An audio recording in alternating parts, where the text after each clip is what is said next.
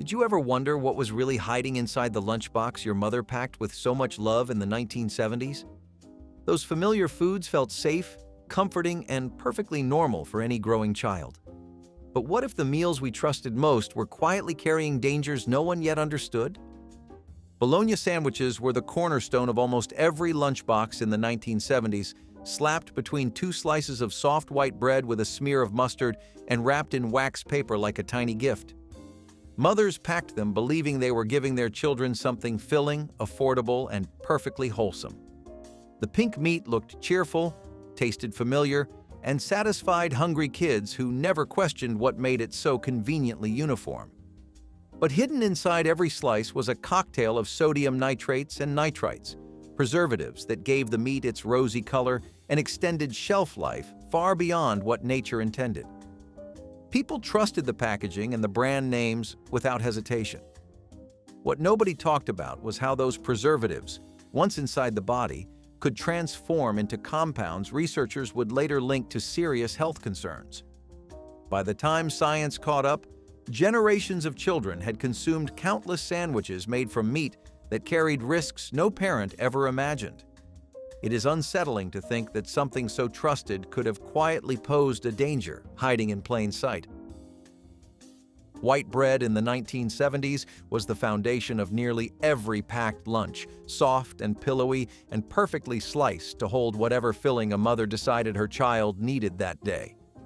Nobody questioned what made it so fluffy, so uniform, or so reliably spongy compared to the denser loaves of earlier generations. Families trusted the brands they saw on television, believing that mass production meant quality and safety. But many of those beloved loaves contained potassium bromate, a chemical additive that helped strengthen the dough and create that signature airy texture. Bakers loved it because it made bread rise higher and look more appealing on store shelves. What families did not know was that potassium bromate had been linked to kidney damage and other health issues in laboratory studies conducted far from cheerful kitchens. Other countries eventually banned it entirely, recognizing the risks that American regulators were slower to address. Today, it is jarring to realize that the soft white bread cradling a child's sandwich once contained a compound many nations refuse to allow near food production. Hostess fruit pies were the sugary treasures that turned an ordinary lunchbox into something worth bragging about on the playground. Kids loved peeling back the cellophane to reveal those golden crusts dusted with glaze, filled with gooey apple, cherry, or lemon filling that tasted like pure happiness. Parents bought them believing they were harmless treats, small rewards tucked beside the sandwich and carrot sticks. The pies seemed innocent, but inside their flaky shells lurked partially hydrogenated oils, the laboratory creation that gave processed foods their long shelf life and satisfying texture. Nobody warned families that these oils were loaded with trans fats, the kind that clogged arteries, raised bad cholesterol, and contributed to heart disease in ways scientists would only fully understand decades later. Mothers who packed these pies with love had no idea they were handing their children something that slowly chipped away at cardiovascular health. When regulators finally moved to ban trans fats, these pies became relics of a different era. Looking back, it is troubling to realize that a treat meant to bring joy carried consequences that took years to surface. Tang was the drink that made every child feel like an astronaut, the bright orange powder that transformed ordinary water into something that tasted like adventure itself. Mothers stirred it into pitchers, poured it into thermoses, and sent their children off believing they were providing something fun and refreshing. The marketing was brilliant, tying the drink to exploration, science, and the excitement of the future. But behind that cheerful orange glow was a list of artificial colors that would later raise serious questions about what children were consuming. Red dye, yellow dye, and other synthetic colorants gave Tang its signature brightness, and families never stopped to wonder what those chemicals might do once swallowed. Studies eventually connected artificial dyes to hyperactivity, attention issues, and behavioral concerns in children, prompting other countries to require warning labels or outright bans. American regulators moved more slowly, leaving parents to make decisions without the full picture. Today, The idea of sending a child to school with a thermos full of artificially colored sugar water feels like a relic from a time when trust in manufacturers outweighed caution. Deviled ham spread was one of those pantry staples that every family seemed to keep tucked behind the canned vegetables, ready to be slathered on crackers or bread whenever a quick lunch was needed. The little cans with their cheerful devil mascot promised something savory, easy, and perfectly portable for a child's lunchbox. Mothers scooped it out without hesitation, spreading it across sandwiches and believing it was a harmless protein source that kept well and tasted good enough to satisfy picky eaters. But the ingredient list told a different story, one loaded with sodium nitrite and preservatives designed to keep the meat looking pink long after it had been sealed inside that tiny metal container. People trusted these products because they had been around for generations, because grandmothers had served them. Researchers eventually connected sodium nitrite to compounds linked to cancer risks, casting a shadow over products once considered wholesome. The truth arrived slowly, filtering through scientific journals before reaching kitchen tables where the damage had already been done. It is unsettling to think that a spread so familiar quietly carried risks that took decades to understand. Kraft singles were the cheese slices that defined convenience in the 1970s, each one wrapped in its own plastic sleeve and ready to be peeled apart and placed on sandwiches without any slicing or mess. Mothers loved how easy they made lunch preparation, how uniformly they melted on burgers, and how eagerly children accepted them. The bright orange squares looked like cheese, tasted like cheese, and fit perfectly on white bread alongside a slice of bologna. What families did not realize was that these slices were technically labeled as pasteurized prepared cheese product, a distinction that hinted at the heavy processing involved. Emulsifiers, sodium phosphates, and other additives helped achieve that perfectly smooth texture and unnaturally long shelf life. People trusted the familiar packaging without reading fine print that revealed how far these slices had traveled from actual cheese. Health debates later emerged about processed foods in childhood nutrition, but by then generations had grown up believing plastic-wrapped singles were normal. Today, those individually wrapped slices feel like a symbol of an era when convenience mattered more than questioning what made it possible. Peanut butter was the undisputed champion of the 1970s lunchbox, spread thick on bread and paired with jelly, honey, or eaten straight from the jar by children who could not wait until mealtime. Mothers trusted it as a reliable source of protein, something filling and affordable that even picky eaters would accept. The jars sat in pantries for months, their contents never separating, never spoiling, and always spreading smoothly no matter how long they had been open. That miraculous consistency came from partially hydrogenated vegetable oil, an ingredient that prevented the natural separation of peanut oil and solids. What nobody understood was that hydrogenation created trans fats, artificial compounds later blamed for clogged arteries, elevated cholesterol, and increased heart disease risk. Families consumed jar after jar, believing they were making healthy choices, never suspecting that the feature they loved was slowly contributing to cardiovascular damage. When the science emerged, the food industry scrambled to reformulate, but decades of damage had quietly accumulated. It is haunting to realize that the creamy comfort of childhood peanut butter came with a hidden cost. Twinkies were the golden sponge cakes that made lunchtime feel like a celebration, their creamy filling promising sweetness that balanced out the savory main course packed beside them. Children unwrapped them with anticipation, squeezing the soft cakes gently to watch the filling peek out before taking that first sugary bite. Mothers included them as treats, believing they were harmless indulgences that brought happiness to an ordinary school day. What families did not know was that the original recipe relied on beef tallow, rendered animal fat that gave the cakes their distinctive texture and extended their legendary shelf life. People assumed the filling was made from cream or something equally innocent, never imagining that animal byproducts played such a central role. The use of beef tallow was eventually phased out as health consciousness grew and manufacturers faced pressure to remove saturated animal fats. But for years, children consumed these cakes without any idea what gave them their signature softness. Looking back, It is strange to think that a treat associated with innocent childhood was built on an ingredient most families would have questioned if they had known.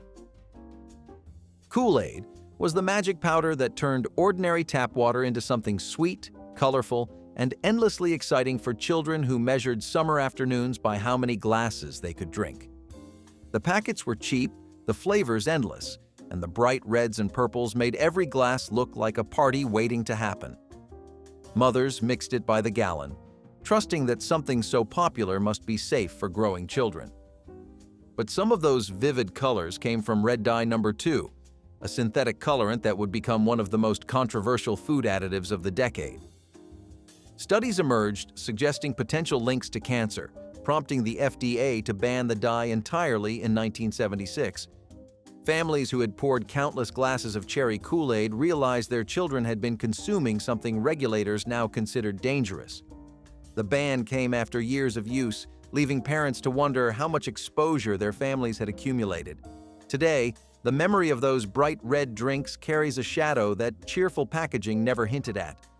It is troubling to think that something tied to childhood joy contained a colorant deemed unfit for consumption.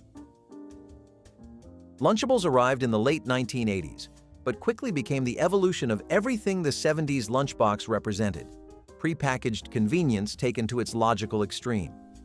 Children loved the tiny compartments filled with crackers, processed meat, and cheese, feeling grown up as they assembled their own miniature meals. Parents embraced them because they eliminated morning preparation, offering a grab-and-go solution for busy families who trusted that anything sold for children must be safe. But the sodium levels packed into those small plastic trays would shock nutritionists who measured how much salt a single serving contained. Children consumed these compact meals believing they were eating something harmless, never realizing that crackers, meat, and cheese combined delivered salt loads exceeding what health guidelines recommended. The convenient portions masked how concentrated the sodium truly was, contributing to concerns about childhood blood pressure and long-term health.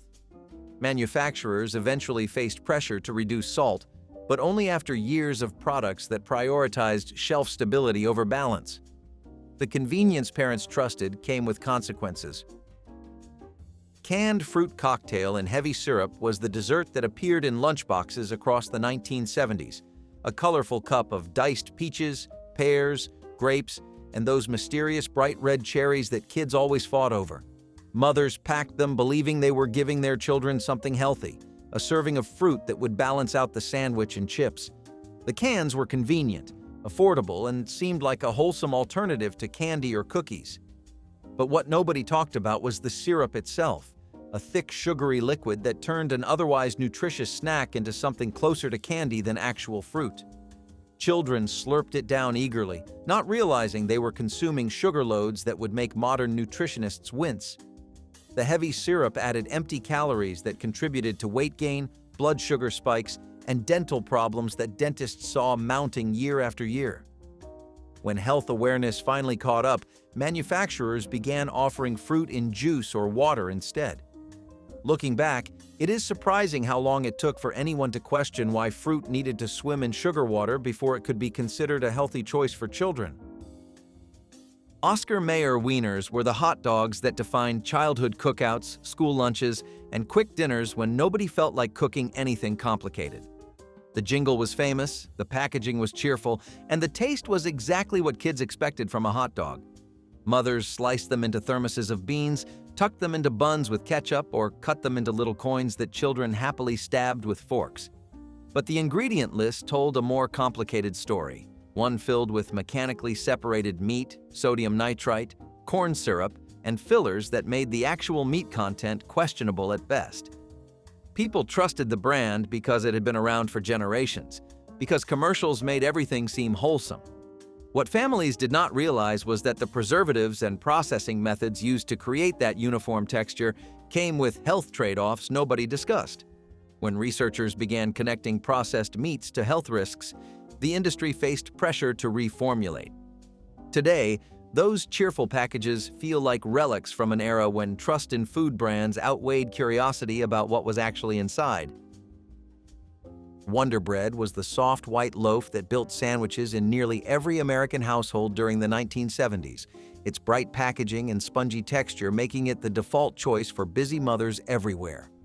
The bread was marketed as wholesome, nutritious, and fortified with vitamins that promised to help build strong bodies.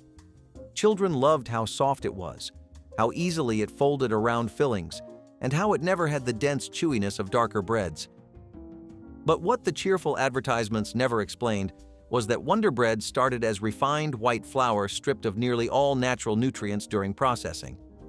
The vitamins added back were synthetic replacements, laboratory-created compounds meant to compensate for what milling had removed.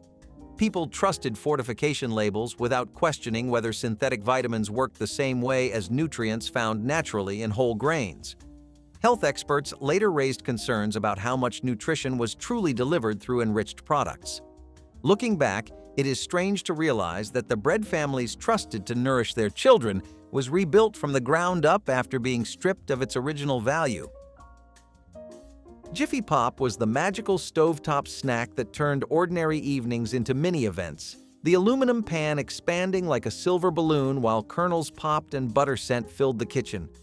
Children gathered around the stove watching the foil dome rise, waiting for that perfect moment when the popping slowed and the lid could finally be peeled back to reveal the treasure inside.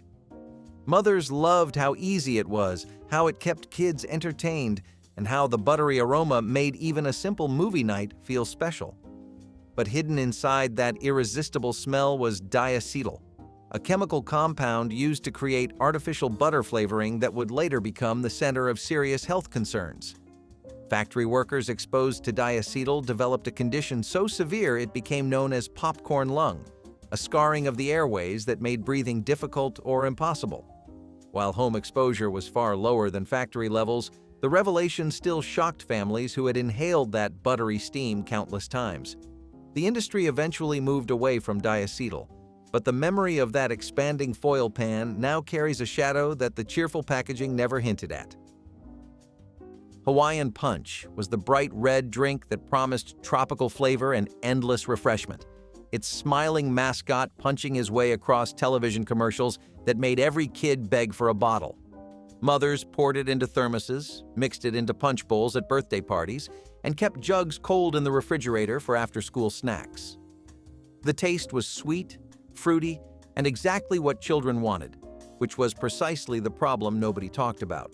Behind that tropical promise was high-fructose corn syrup, a cheap sweetener that flooded the food supply during the 1970s and changed how America consumed sugar.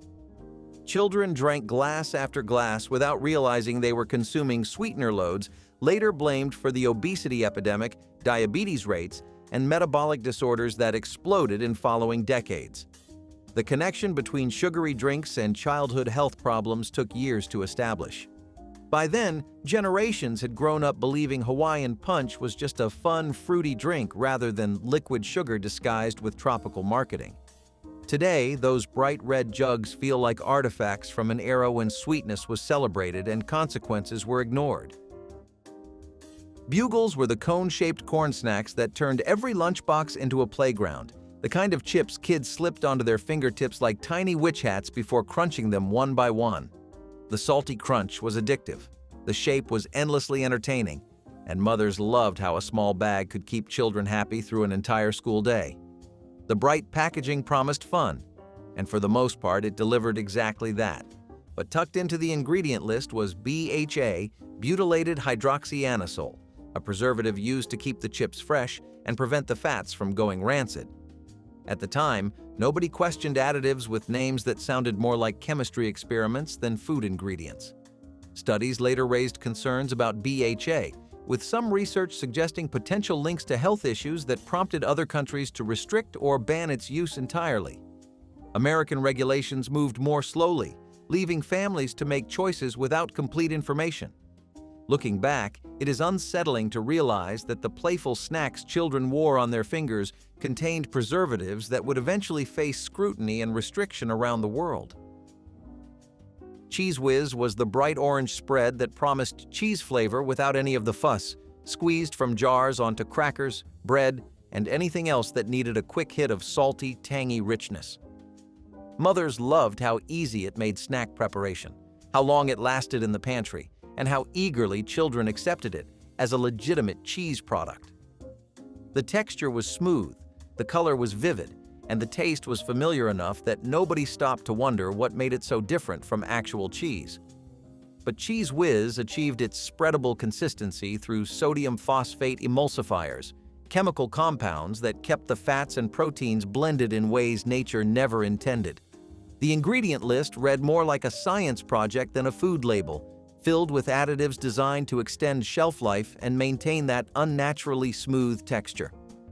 Health debates later emerged about the role of processed cheese products and their chemical additives in childhood nutrition. Today, that bright orange jar feels like a symbol of an era when convenience and flavor mattered more than understanding what we were actually feeding our families. Vienna sausages were the tiny canned meats that mothers tucked into lunchboxes as easy protein, their small size making them perfect for little hands and quick bites between classes. The cans were cheap, portable, and required nothing more than a pull tab opener to access the pale pink sausages floating in their salty liquid.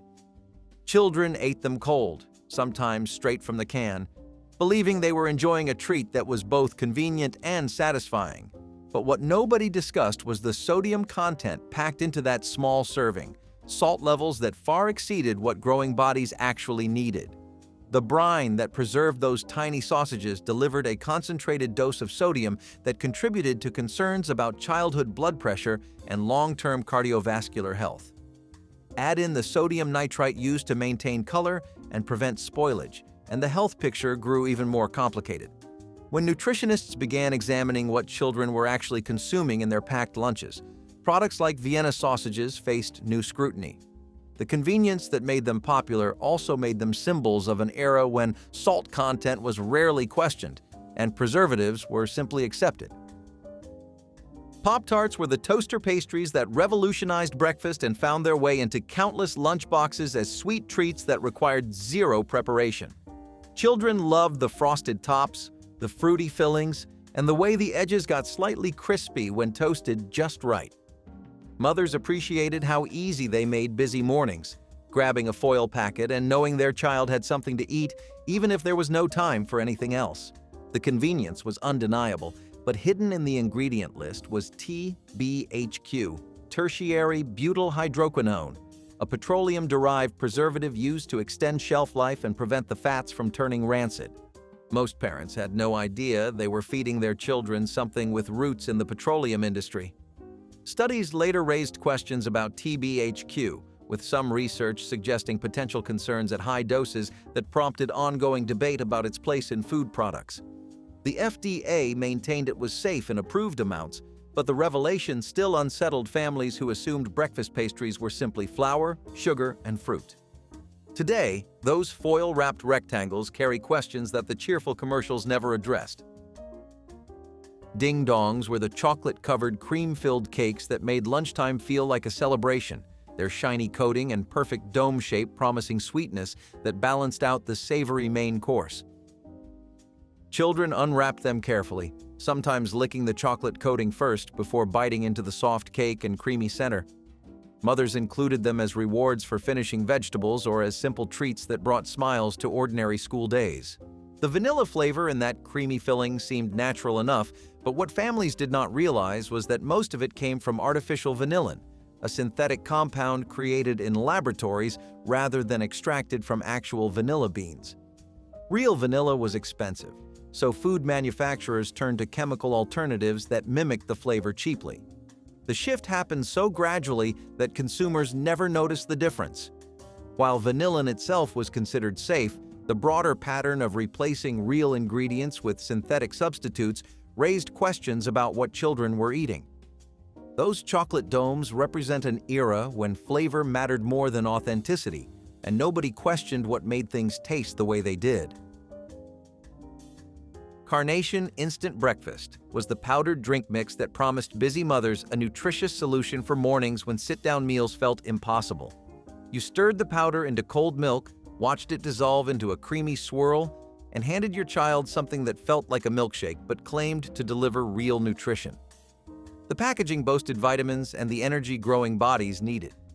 Children loved the sweetness, and parents loved the convenience of breakfast that required nothing more than a glass and a spoon. But tucked into the ingredient list was carrageenan, a thickener derived from seaweed that gave the drink its smooth consistency. For years, nobody questioned it. Recently, researchers have raised concerns about carrageenan and its potential effects on digestive health, with some studies suggesting it may cause inflammation in the gut. The debates continue, but the presence of this additive in a product marketed for children now raises eyebrows that were never lifted in the 1970s. It is unsettling to realize that breakfast in a glass carried questions nobody thought to ask until decades later. Swanson TV dinners were the frozen meals that changed how American families thought about dinner. Aluminum trays divided into neat compartments holding meat, vegetables, and sometimes a small dessert that felt like a reward for finishing everything. Mothers loved how easy they made busy nights, sliding the tray into the oven and pulling out a complete meal without any chopping, stirring, or planning. Children loved eating in front of the television, feeling grown up with their own personal tray of food. But what made those meals taste so savory and satisfying was often monosodium glutamate, a flavor enhancer that would become one of the most debated additives in food history. MSG amplified taste in ways that kept people coming back for more, but reports of headaches, flushing, and other symptoms sparked controversy lasting decades. The so-called Chinese restaurant syndrome brought MSG into public scrutiny, and families who trusted frozen dinners wondered what they had been eating all along. The debates never settled, but questions raised about flavor enhancers changed how people viewed convenience meals. SpaghettiOs were the canned pasta rings that made lunchtime feel playful, each little O floating in tangy tomato sauce that children slurped happily from bowls or thermoses packed by busy mothers. The convenience was undeniable. A can opener and a few minutes of heating delivered a meal that kids actually wanted to eat. Parents trusted the familiar label, the cheerful marketing, and the promise of pasta requiring zero cooking skill. But what nobody discussed was the lining inside those metal cans, a coating that contained bisphenol A, better known as BPA. This chemical helped prevent corrosion and kept sauce from reacting with metal, but it also leached into the food, especially when heated. Researchers later connected BPA exposure to hormone disruption, developmental concerns in children, and a range of health issues that prompted widespread alarm. Manufacturers eventually moved toward BPA-free linings, but only after decades of families consuming canned foods without knowing what was quietly seeping into every bite. Those cheerful pasta rings now carry a legacy of questions about what else hides in our packaging. Capri. Sun pouches were the juice drinks that made lunchboxes feel modern and exciting, their silver pouches and tiny straws promising fruity refreshment that felt cooler than anything served in a thermos. Children stabbed the straw through the foil hole, squeezed the pouch, and drank something that tasted like summer even in the middle of a school day. Mothers packed them believing they were providing fruit juice, something healthier than soda. But the original formulations told a different story, packed with high fructose corn syrup, artificial flavors, and sugar levels that rivaled candy more than actual fruit. The word juice on the packaging masked how processed and sweetened these drinks really were. Children consumed pouch after pouch without realizing they were drinking liquid sugar dressed up in fruity marketing. Health advocates eventually pressured manufacturers to reformulate, reducing sugar and removing artificial ingredients, but only after years of families trusting products that delivered far less nutrition than labels implied. Those original pouches feel like relics of an era when fruit-flavored meant something different from actual fruit. Jell-O pudding cups were the creamy desserts that turned ordinary lunches into something worth looking forward to, their smooth chocolate or vanilla filling waiting at the bottom of the lunchbox like a sweet reward for finishing everything else. Children peeled back the foil lid, scraped the cup clean with plastic spoons, and savored every bite of what felt like pure indulgence. Mothers packed them believing they were providing a harmless treat, something sweet but portion-controlled and easy to include. But some versions of these pudding cups contained artificial sweeteners, sugar substitutes that promised fewer calories but carried their own set of questions. Saccharine, aspartame, and other synthetic sweeteners found their way into products marketed to children, and debates about their safety stretched across decades. Parents who chose diet versions believing they were making healthier choices had no idea they were feeding their children compounds that researchers would continue studying for years. Those little pudding cups represent an era when artificial meant modern, rather than something worth questioning. During the 1980s, urea formaldehyde foam insulation was promoted as an energy-saving breakthrough, something homeowners could proudly use to seal drafts and cut heating bills. It sounded perfect for an era obsessed with modern upgrades. But once installed, the insulation began releasing formaldehyde gas, especially in warm, enclosed spaces.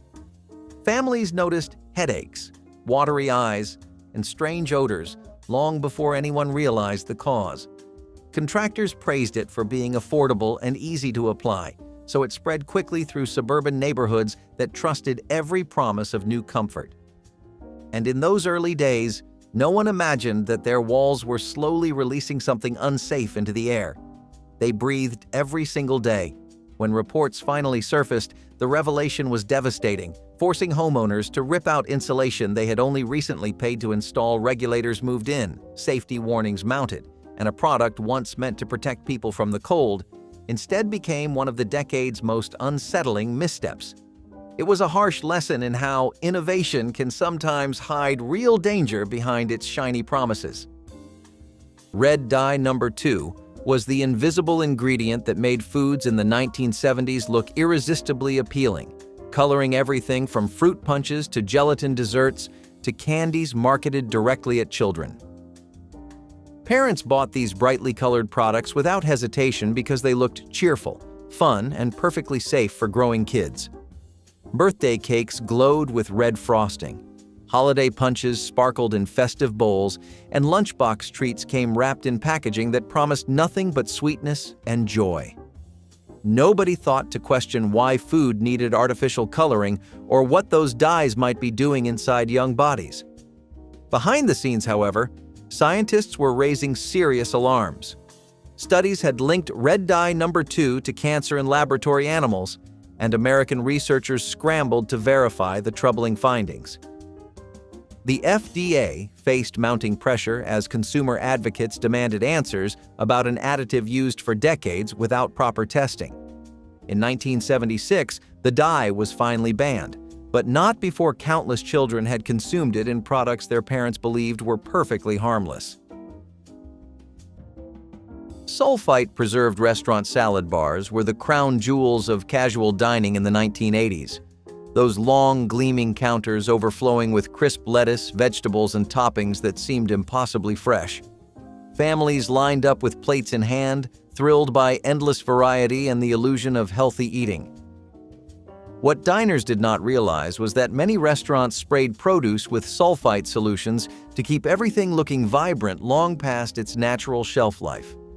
The chemicals stopped browning and allowed vegetables to sit under heat lamps for hours without wilting. It seemed like a miracle of food science. But sulfites triggered severe reactions in certain people, especially those with asthma, causing breathing difficulties and, in tragic cases, death. Reports of allergic emergencies mounted until regulators could no longer ignore the pattern. The FDA banned sulfite sprays on fresh fruits and vegetables served raw, forcing restaurants to rethink salad bar practices entirely. That gleaming buffet of the past carries a shadow most people never knew existed, a reminder that freshness can sometimes be a dangerous illusion. In the 1980s, baby toys made from polyvinyl chloride softened with dangerous phthalates looked harmless, colorful, and cheerful, the kind of toys parents trusted without a second thought. Babies chewed on them, squeezed them, and carried them everywhere, and no one questioned what made the plastic so flexible or what happened when tiny teeth left marks behind. The truth was that the softeners inside those toys could leach out, especially when exposed to saliva, sunlight, or the kind of wear that came from being a child's constant companion. Parents had no idea that something so simple could carry long-term risks. Playpens, nurseries, and diaper bags were filled with these toys, each one marketed as safe, modern, and designed with comfort in mind. It took years before health researchers fully understood the hormonal dangers connected to those chemical softeners. By then, millions of homes had already cycled through dozens of these toys without knowing the consequences. When the bans came, they arrived with unsettling clarity, revealing that even the gentlest-looking items could hide risks you would never expect. And that realization shaped an entire generation's view of what safe for children truly meant. Tab Cola was the glamorous diet drink of the 1970s, marketed directly to women who wanted to stay beautiful, thin, and modern without giving up their soda habit. The commercials practically glowed with images of slender models sipping from elegant glasses, promising that this bubbly pink can held the secret to effortless weight management. Women kept six-packs in the refrigerator, brought cans to work, and drank them poolside during summer barbecues, genuinely believing they were making the smart, health-conscious choice. The flavor was sharp, almost aggressively sweet, but loyal fans insisted it tasted like freedom from calorie counting.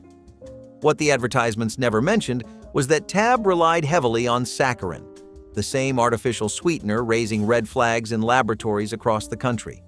People drank can after can without knowing that each sip delivered chemicals whose long-term effects were far from understood.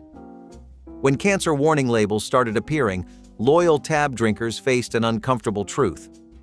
The beverage they trusted to keep them slim had been quietly carrying risks nobody wanted to discuss. Raw milk sold openly in grocery stores felt like a wholesome throwback during the 1980s. Something that connected modern families to simpler dairy traditions their grandparents knew. Cartons sat beside pasteurized options, marketed as more natural, more nutritious, and closer to the way milk was meant to be consumed. Health enthusiasts praised its enzymes and unprocessed purity, believing heat treatment destroyed things that made milk beneficial. Families poured it over cereal, gave it to children, and used it in recipes without imagining any threat lurking inside. But raw milk carried bacteria that pasteurization was designed to destroy, including Salmonella, E. coli, and Listeria, organisms capable of causing severe illness or death. Outbreaks linked to unpasteurized dairy mounted as families fell sick, some suffering permanent damage while others did not survive. State after state began banning retail sales, and federal regulators prohibited raw milk from crossing state lines. The drink that symbolized natural living became a public health battleground. Today, it remains illegal in most places, a reminder that tradition and safety do not always walk together. When you think back to the 1980s, aerosol spray paint felt like one of those everyday marvels that made everything brighter and bolder. But behind that colorful cloud was something far more dangerous, because the pigments inside many of those cans were made with lead-based compounds, and that single detail changed everything. People used it without blinking an eye, coating bicycles, toys, school projects, and even furniture in a haze of neon charm. The funny thing is that the smell alone should have been a clue, because it lingered far longer than anything harmless should parents let kids help with art projects, shaking the can proudly and watching their creations come to life, unaware that tiny particles drifting in the air could quietly settle into lungs, carpets, and skin. Once scientists connected the dots between this kind of paint and serious health damage, the entire outlook changed overnight. Homes were suddenly filled with things that now came with whispered warnings instead of praise. Even simple crafts became symbols of an era that did not yet understand how dangerous its brightest ideas could be.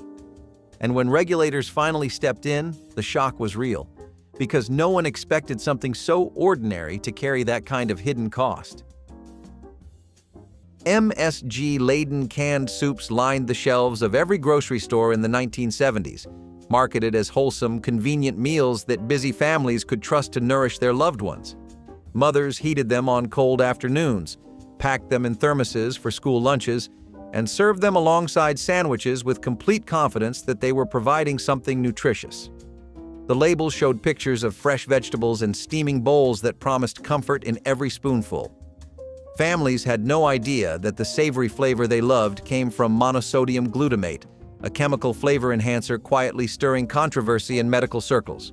Reports surfaced of people experiencing headaches, flushing, numbness, and heart palpitations after eating foods high in MSG. Researchers called it Chinese restaurant syndrome at first, but symptoms appeared wherever MSG was heavily used, including those trusted cans sitting in American pantries.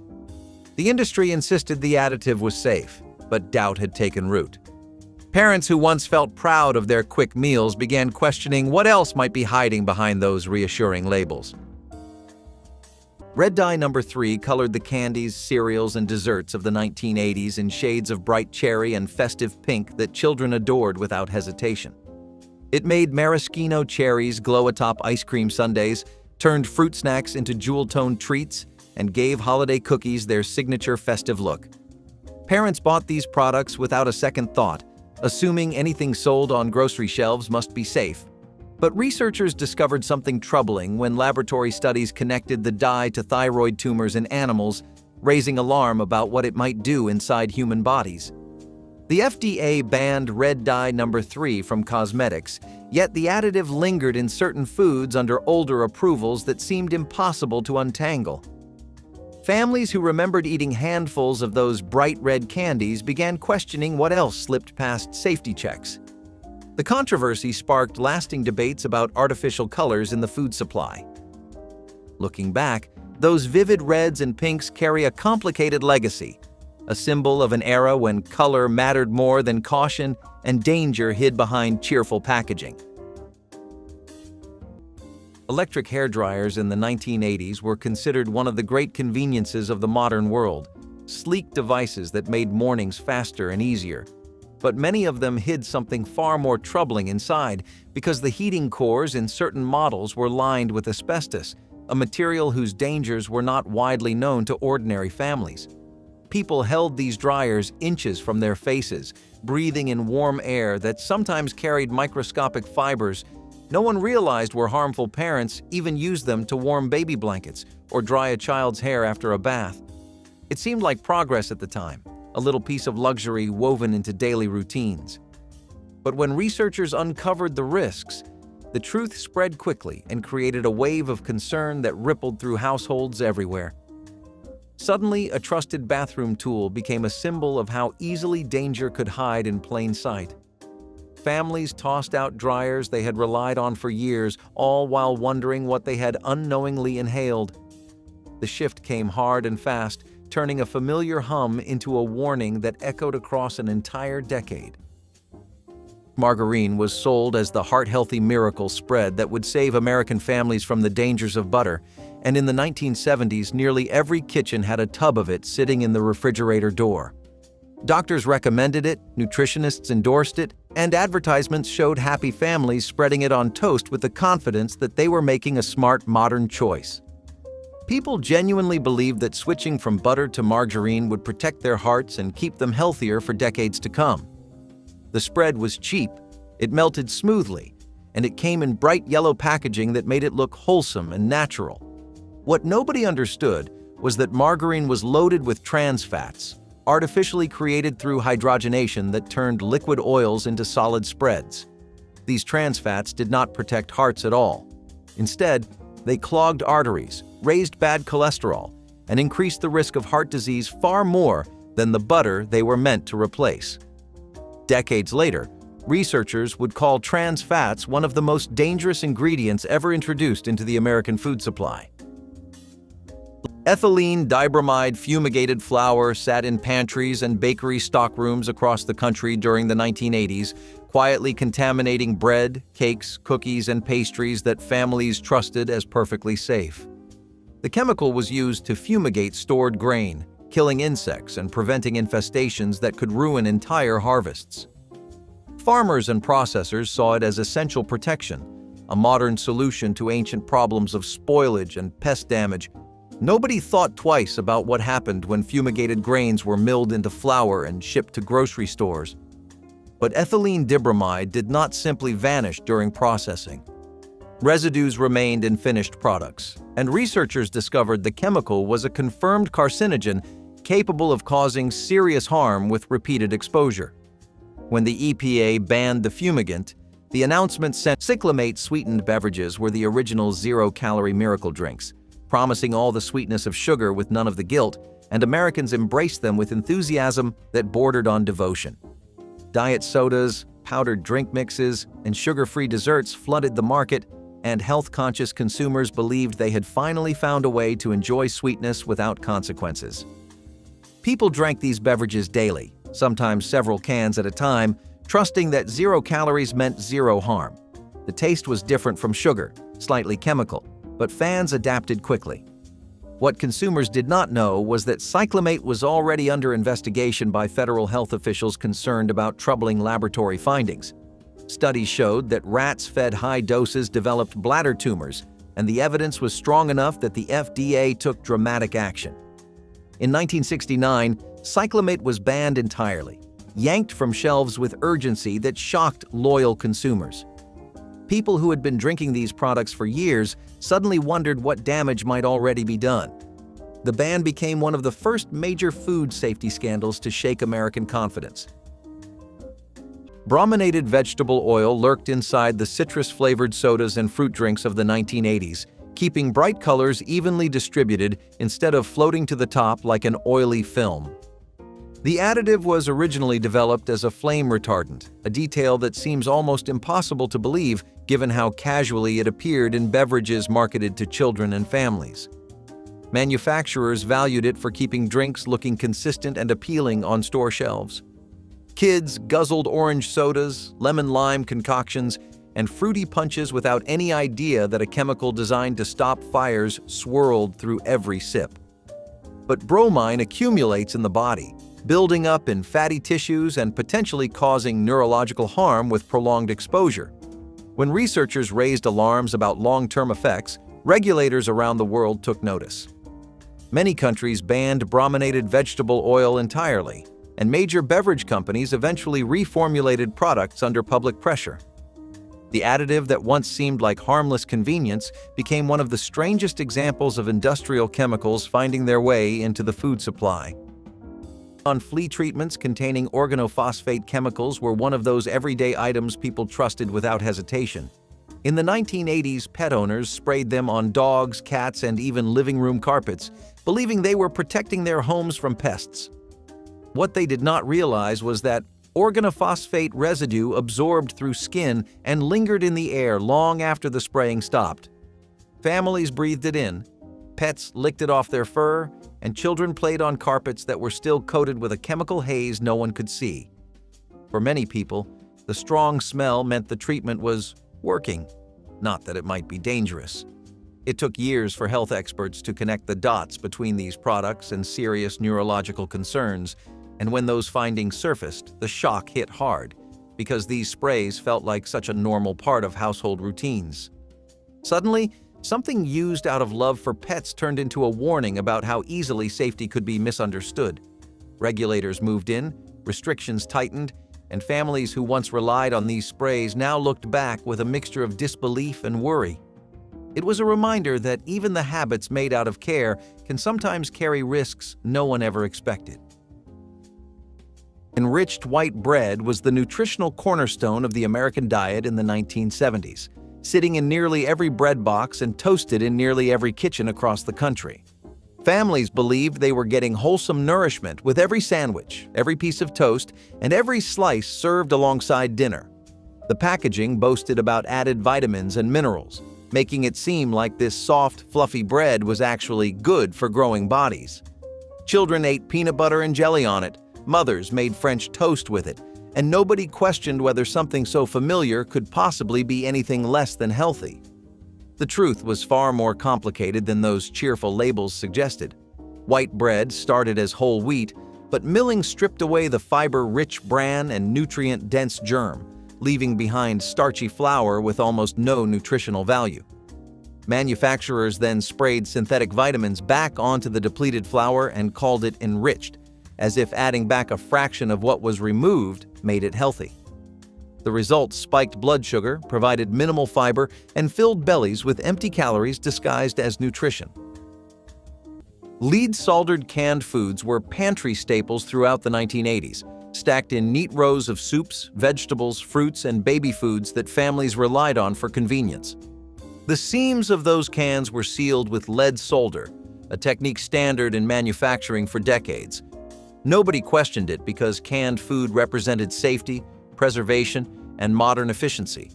Parents heated these products for quick dinners, packed them in lunches, and spooned them into the mouths of infants without any hesitation. But lead does not stay locked in metal.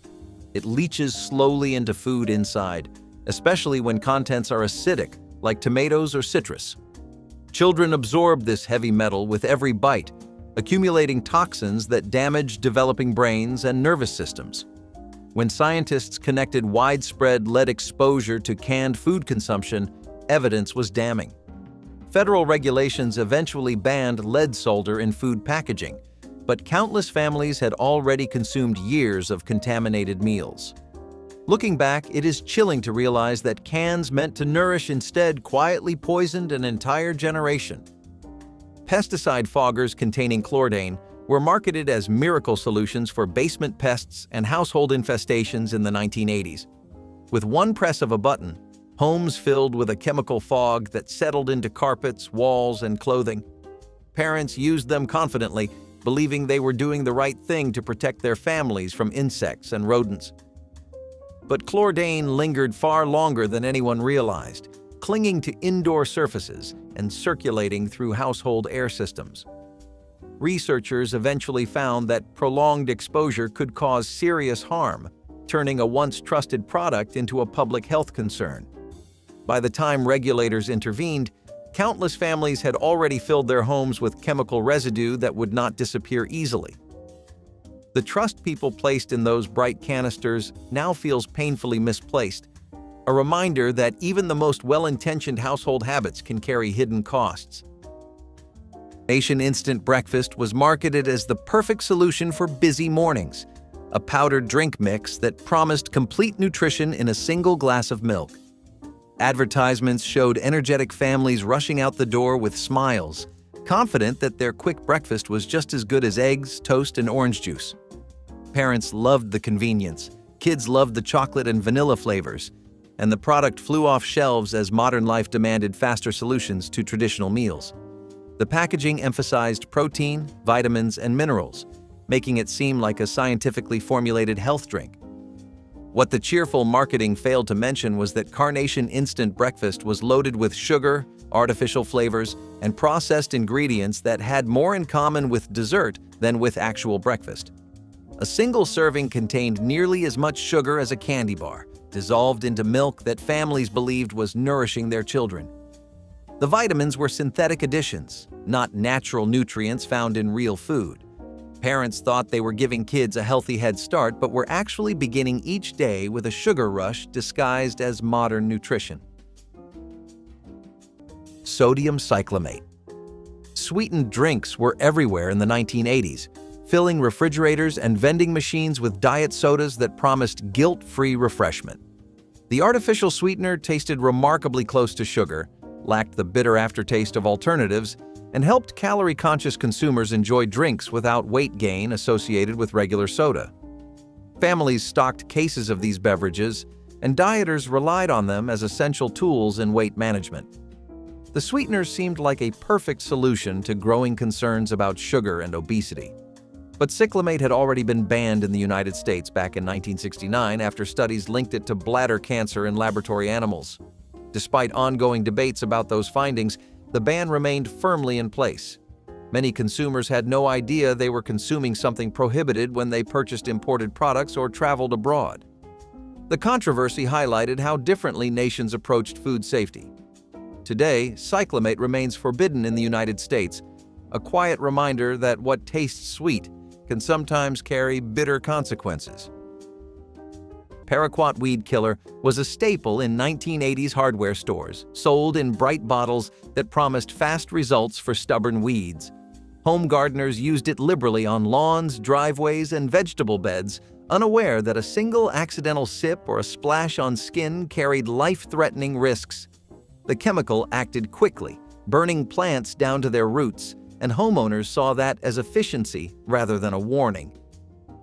People poured it into sprayers without gloves, mixed it into diluted solutions, and stored it in sheds that were far too easy for children to access. It took years of medical reports and research before the gravity of Paraquat exposure fully surfaced. Once it did, regulators moved decisively, banning or restricting the product across the country. Families looked back and realized they had handled something far more dangerous than they ever imagined.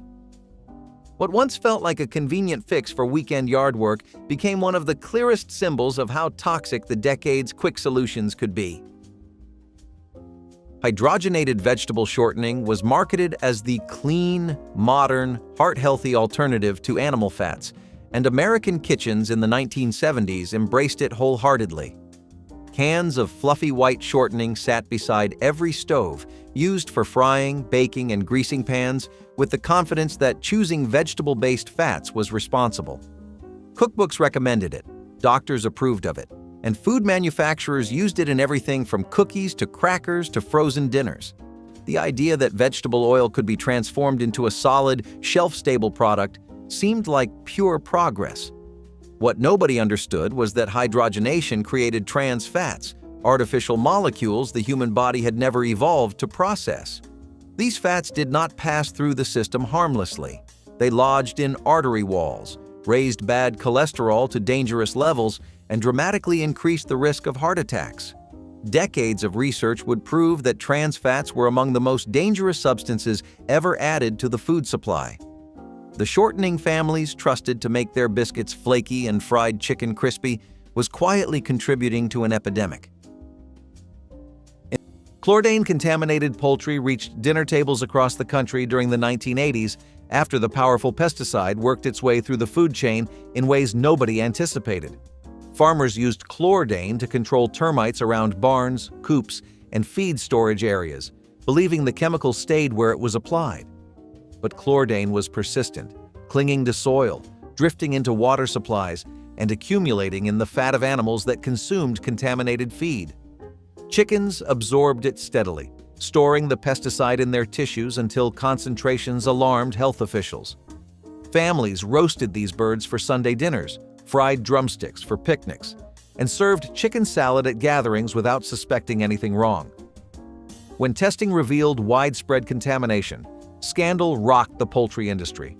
Regulators banned chlordane from agricultural use, but trust in commercially raised chicken was shattered. It was a stark lesson in how chemicals meant for one purpose can travel invisibly through ecosystems, ending up exactly where they were never supposed to be, on the plates of unsuspecting families.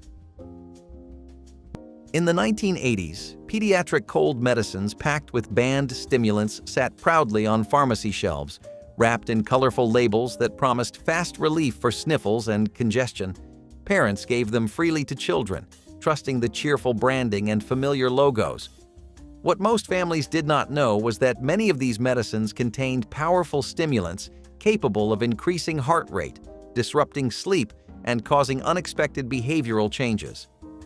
Kids took them before school, before bedtime, or any time a cold lingered too long, often with no idea that the relief came with risks far greater than anyone realized. These medicines were considered modern tools of convenience, the kind of thing every parent had in the bathroom cabinet. But over time, pediatricians and researchers uncovered the darker side of those ingredients. When the truth surfaced, the shock was immediate, because something so widely trusted suddenly felt like a threat hiding in plain sight. The bans arrived with firm clarity, and families rushed to replace medicines they had relied on for years. Looking back, it feels almost surreal that such strong ingredients made their way into products meant for the youngest and most vulnerable. And it stands as a reminder that not everything marketed as gentle truly is. Slim Fast meal replacement shakes arrived in the late 1970s, promising a revolutionary approach to weight loss, a creamy shortcut that would help dieters shed pounds without counting calories or preparing complicated meals. The marketing was brilliant, featuring before and after photos that made dramatic transformation seem effortless. Women especially embraced these shakes, replacing breakfast and lunch with sweetened powder mixed into milk, believing they were taking control of their weight in a modern, scientific way. The packaging emphasized nutrition, listing vitamins and minerals that suggested this liquid meal was actually good for the body. What the cheerful advertisements glossed over was that these early formulas were nutritionally incomplete, loaded with sugar, and designed more for short-term results than long-term health. Dieters lost weight initially, then gained it back when they returned to real food. The shakes created a cycle of dependence and disappointment that kept customers buying more. The promise of a healthy solution turned out to be a processed product that taught an entire generation to fear real meals. Potassium bromate bread rose high and golden in bakeries and home ovens throughout the 1980s, its perfect texture owing much to a chemical additive that made dough stronger and more elastic. Bakers loved how bromate improved rise, created finer crumb structure, and produced loaves that looked professionally crafted even from amateur kitchens. The additive became standard in commercial bread production, appearing in everything from sandwich loaves to hamburger buns without any indication on labels that consumers might want to know. Families ate this bread daily, trusting that anything sold so widely must be perfectly safe. But laboratory studies eventually connected potassium bromate to cancer in animals, raising serious questions about what it might do inside human bodies over years of consumption. Many countries banned the additive entirely, though it remained legal in the United States under the assumption that proper baking destroyed most of the chemical. The debate continues today, with many bakers choosing bromate-free recipes to avoid even theoretical risk. That perfect golden crust carries a complicated history few people ever learned. Mothballs made with pure naphthalene were common in closets and drawers throughout the 1980s. Their sharp, unmistakable smell drifted through coats, blankets, and storage chests, signaling that clothes would stay protected from pests. But naphthalene vapor, especially in enclosed spaces, posed dangers few families understood at the time. People placed these little white spheres everywhere, believing the smell alone meant their belongings were safe. Children found them fascinating and sometimes handled them out of curiosity, unaware that even touching or breathing near them carried real risks. Studies eventually connected prolonged exposure to respiratory and blood-related problems, sparking concern across entire neighborhoods. When the bans and regulations arrived, they arrived with the weight of hard evidence. Suddenly, those tiny spheres, once associated with tidiness and practicality, became symbols of a decade that trusted chemicals far more than it should have. Their legacy lingers as a reminder that not everything designed to protect us truly does. Spray on. If any of these forgotten lunchbox dangers stirred a memory or a shiver, tell us which one shocked you most in the comments. Tap like to share the truth and subscribe so you never miss the next trip into hidden history.